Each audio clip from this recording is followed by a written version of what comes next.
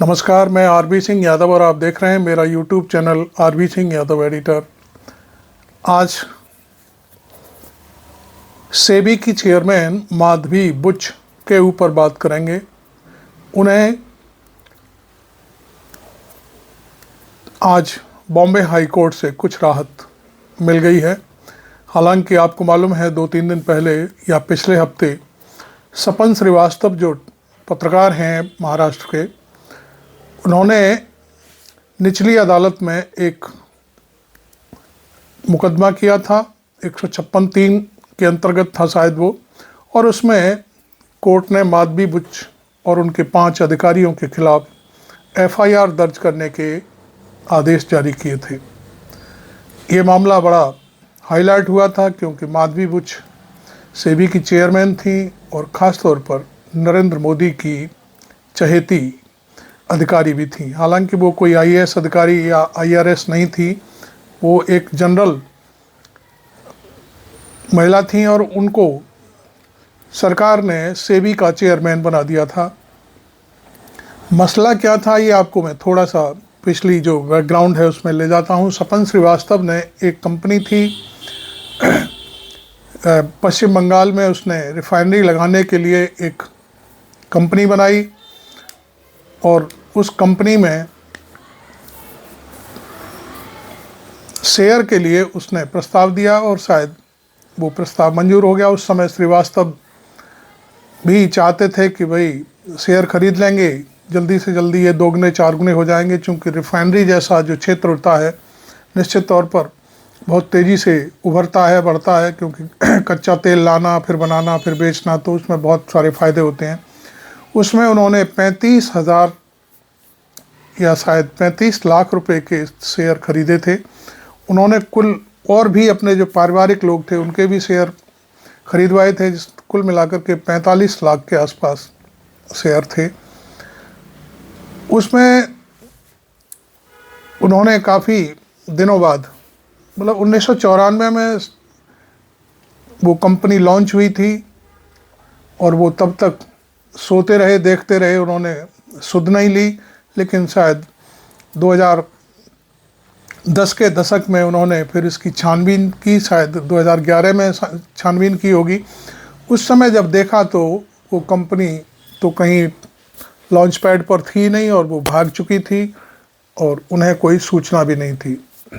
इस बात को लेकर के उनके तो पैरों के नीचे से ज़मीन खिसक गई, तोते उड़ गए और उन्होंने सोचा कि अब क्या किया जाए। तो उन्होंने फिर सेबी को पत्राचार करना शुरू किया। कई बारी उन्होंने कोशिश की, तमाम चिट्ठियां लिखी, बहुत सारी चीज़ें की, लेकिन उनकी कहीं कोई सुनवाई नहीं हुई। हालांकि सेबी किसी को गारंटी नहीं देती कि उसके शेयर में किसी को क्या नुकसान हुआ है। यहाँ एक बड़ी बात है, सेबी सिर्फ प्रोटेक्ट करती है कि कंपनी ठीक ठाक बनी रहे, और लेकिन वो जिस व्यक्ति ने भी शेयर खरीदे हैं उसके शेयर ऊंचे नीचे होते हैं, इसका सेबी से कोई लेन देन नहीं होता। हालांकि सेबी एक चीज़ ज़रूर करती है कि जो शेयर धारक होते हैं उनके हित सुरक्षित बने रहें। तो जब वो किसी कंपनी को लॉन्च करती है तब, और उन चीज़ों को जब शेयर बाज़ार से जो कंपनी पैसा उठाती है, उस कंपनी की क्रेडिट को छानबीन ज़रूर करती है।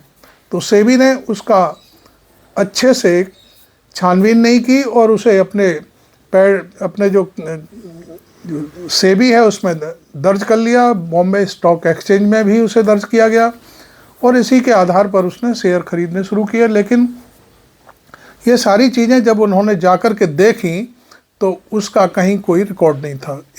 इसको लेकर के वो बहुत चिंतित हुए और फिर उन्होंने सेबी को कई बार लिखा, बार बार मिलने की कोशिश की। और ये बात है जब सेबी की चेयरमैन के रूप में माधवीपुरी बुच कुर्सी पर थीं। इसी बात को लेकर के उन्होंने एक याचिका फाइल की और इसमें महाराष्ट्र की जो खास तौर पर बॉम्बे की एक अदालत ने उनके खिलाफ एफआईआर दर्ज करने के आदेश जारी किए। ये अभी पिछले हफ्ते की बात है। हम उस मुद्दे पे वीडियो बनाना भी चाहते थे, लेकिन हमें मालूम था कि होना जाना कुछ नहीं है।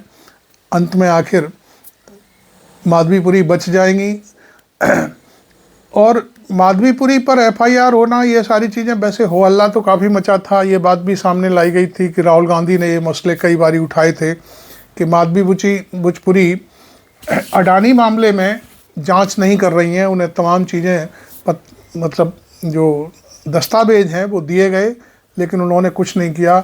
और सुप्रीम कोर्ट ने भी इस मामले में कोई ज़्यादा संज्ञान नहीं लिया। तो इसको लेकर के मैं समझता हूं कि राहुल गांधी का एक वीडियो हमने आपको शायद पहले दिखाया था, और उनके प्रवक्ता के बीच जो चीज़ें थी कि माधवीपुरी एक जगह जॉब भी कर रही हैं और काम भी कर रही हैं और सेबी की चेयरमैन भी हैं, और इस तरह से कई जगह से वो पैसा बटोर रही हैं, इस तरह का एक आरोप आया था। खैर, वो एफआईआर करने के आदेश जारी हो गए, और आज इस मामले में बॉम्बे हाई कोर्ट में माधवीपुरी बुच और उनके जो 5 साथी जिनके खिलाफ सपन श्रीवास्तव का केस दर्ज करने का मसला था, आदेश था कोर्ट का, निचली कोर्ट का, उसको चुनौती दी गई। इस मामले में देखिए सबसे बड़ी मज़ेदार बात यह है कि तमाम मुकदमे तो बहुत चल रहे हैं, लाखों की तादाद में मुकदमे अदालतों में चल रहे हैं, कोई नहीं पूछता। लेकिन यहाँ एकदम से तत्काल सुनवाई हुई हाई कोर्ट में, और उसमें नामी गिरामी वकील जो भारत सरकार के जो प्रोसिक्यूटर हैं, जनरल हैं, वो हाजिर हुए, उनको लगाया गया सरकार की तरफ से। और ये सारी चीज़ें होना एक बहुत बड़ी अजीबोगरीब चीज़ें महसूस कराती है कि आखिरकार लोग इस तरह के भ्रष्ट लोगों को बचाने की कोशिश क्यों करते हैं। खैर, वहाँ जब वकील हाजिर हुए तो वकील ने सपन श्रीवास्तव के ऊपर भी कई आरोप जड़ दिए कि वो हैबिचुअल हैं, इस तरह के मुकदमे करते रहते हैं। खैर, अंत में ये हुआ कि जो निचली अदालत ने आदेश दिया है उसे स्टे किया जाता है, एफआईआर अभी नहीं होगी, और माधवीपुरी और उनके जो 5 साथी हैं उनको 4 हफ्ते का समय दिया गया है कि वो इस मामले में जवाब दाखिल करें। देखिए, अब उनका ये जो कहना था कि जब ये घटना घटी थी तब माधवीपुरी और वो जो अफसर थे वो नहीं थे कुर्सी पर, तो इसका कोई मतलब नहीं होता। ये कानूनी प्रक्रिया है। क्राइम कभी भी हुआ हो, यदि वो आज खुल रहा है तो आज उस पर संज्ञान लेना उस कुर्सी पर बैठे हुए व्यक्ति का ये क्या कहना चाहिए, जिम्मेदारी होती है। ये जिम्मेदारी की जानकारी उन्होंने नहीं निभाई। जब जानकारी मिल गई तो सपन श्रीवास्तव ने तमाम चिट्ठियां लिखी, बहुत सारे काम किए, लेकिन माधवीपुरी बुच और उनके अंडर में काम करने वाले जो 5 अफसर थे, उन्होंने सपन श्रीवास्तव की जो चिट्ठियां थी उनको डस्टबिन में डाल दिया। मुकदमा ये था। इस बात को लेकर के मुकदमा दाखिल करने की बात निचली कोर्ट ने कही है। तो इसमें देखिए, बच तो नहीं कोई सकता, आज नहीं तो कल लपेटे में ज़रूर आएगा।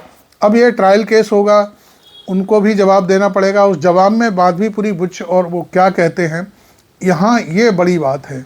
हालांकि जैसा सोशल मीडिया और तमाम प्लेटफॉर्म पर ये बातें चल रही हैं कि वास्तविकता ये है कि आम जो गरीब व्यक्ति है, जनता का आदमी है, उसकी कोई सुनने वाला नहीं है, और बड़े से बड़े लोग अपने बड़े से बड़े वकील करके अदालतों में भी बच के चले जाते हैं, और अदालत भी बड़े वकील के जरिए प्रभावित हो जाती हैं। खैर, एफआईआर करने का जो आदेश है वो क्वैश नहीं हुआ है, स्टे हुआ है अभी, और ये फौरी तौर पर 4 हफ्ते के बाद वो क्या जवाब देती हैं उसके बाद फिर कोर्ट, बॉम्बे हाई कोर्ट फिर सुनवाई करेगा। तो हम भी अदालत पर कोई ऐसा आरोप नहीं लगा रहे हैं कि मामला अदालत ने उनको इग्नोर किया है या और कोई बात है, ऐसी कोई बात नहीं है। लेकिन फिर भी मैं आपको बता दूं कि ये बहुत बड़ी बात है कि किसी निचली अदालत ने हिम्मत की और सेबी की चेयरमैन के खिलाफ और उनके अधिकारियों के खिलाफ एफआईआर दर्ज करने के आदेश दिए।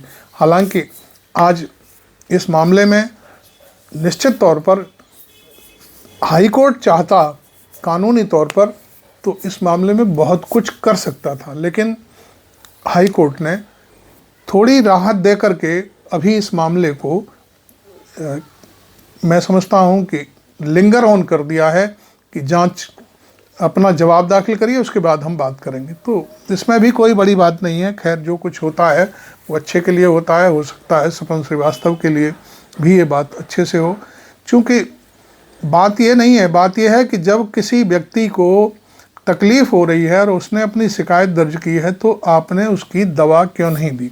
माधवी बुच ने सपन श्रीवास्तव की चिट्ठियों को संज्ञान क्यों नहीं लिया, और जो व्यक्ति उस समय जिसने बॉम्बे स्टॉक एक्सचेंज में सेबी में उस कंपनी को दर्ज किया था उसने दस्तावेज क्यों नहीं देखे। मामला ये है। और अब ये शिकायत हुई है तो उस पर उसको जो पिटिशनर है उसको जवाब क्यों नहीं दिया गया। ये बात मैं समझता हूँ बहुत ही काबिल तारीफ़ है, और ये केस बनता तो है। और सपन श्रीवास्तव जैसे व्यक्ति जो पत्रकार हैं उनके ऊपर हमें भी गर्व है कि वो उठ खड़े हुए हैं और उन्होंने बहुत सारी हिम्मत करके इस मामले को आगे, हो सकता है 4 हफ्ते बाद फिर जब कोई बात आएगी तो वो फिर और आगे बात बढ़ेगी, और क्या जवाब देते हैं लोग, ये कैसे बच के निकलते हैं, ये देखना होगा।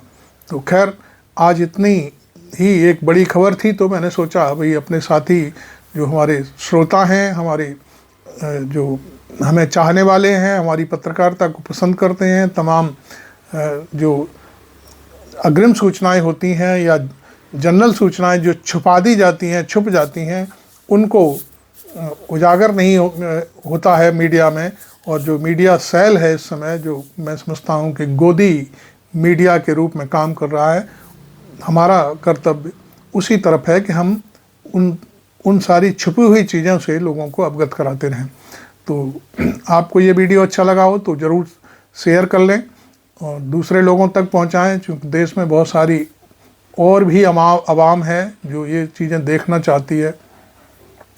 और अच्छा लगा हो तो लाइक करें, और चैनल अभी तक सब्सक्राइब नहीं किया है, आप नए हैं तो चैनल को भी सब्सक्राइब कर लें। Thank you very much. मैं आरबी सिंह यादव।